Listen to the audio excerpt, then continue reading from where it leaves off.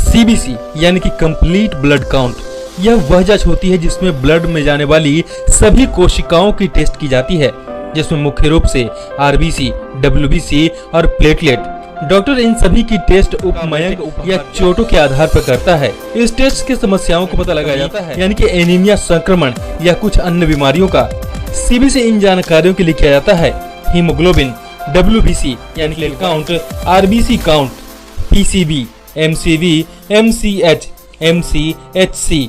Haemoglobin अणु लाल रक्त कोशिकाओं को भरते हैं। यह न सिर्फ शरीर बल्कि कोशिकाओं का लाल रंग भी इसी की वजह से होती है।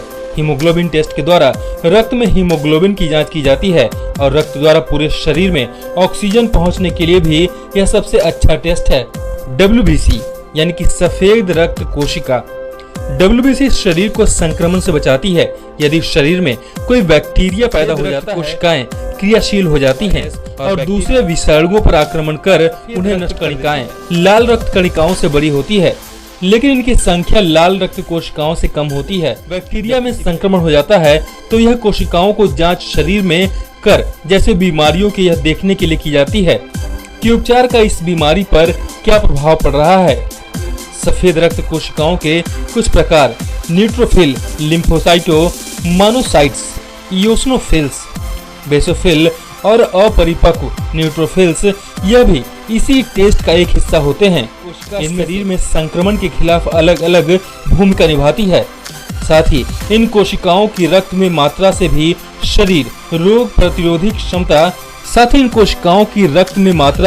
पूरी शरीर रोग प्रतिरोधी क्षमता पता चलता है। रक्त में बहुत ज्यादा या बहुत कम कोशिकाओं के होने से एलर्जी और संक्रमण दवाओं के दुष्प्रभाव जैसे कि ल्यूकीमिया का पता चलता है।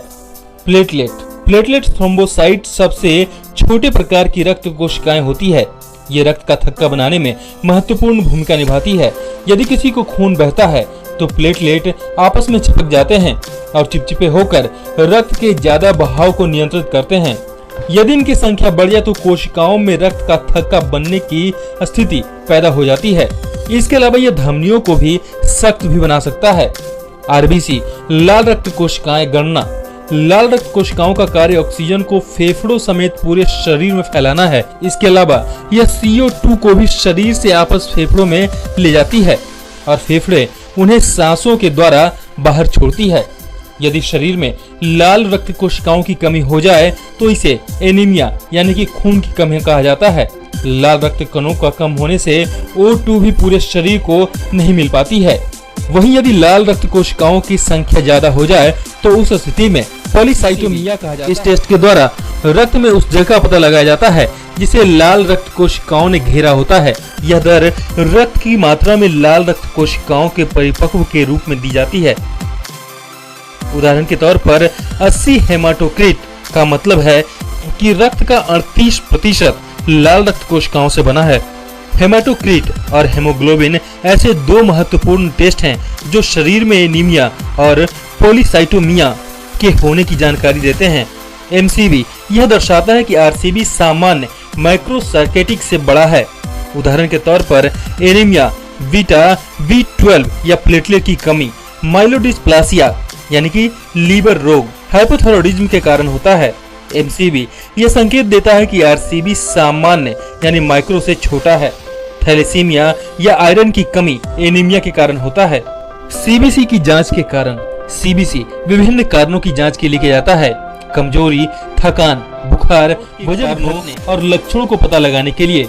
एनीमिया चेक करने के लिए यदि खून बह रहा है तो यह देखने के लिए कि कितना खून बह गया है। करने के लिए रक्त में कुछ रोगों का निदान करने के लिए जैसे ल्यूकोरिया। यह जांचने के लिए कि शरीर कुछ प्रकार के विकिरण, उपचार या दवा के साथ कैसा व्यवहार करता है। असामान्य खून बहना जो रक्त कोशिकाओं और काउंट्स को प्रभावित करते हैं। सर्जरी से पहले कम और उच्च मूल्यों की स्क्रीन के लिए। इसके अलावा यह देखने के लिए कि क्या कुछ खास प्रकार की कोशिकाएं हैं।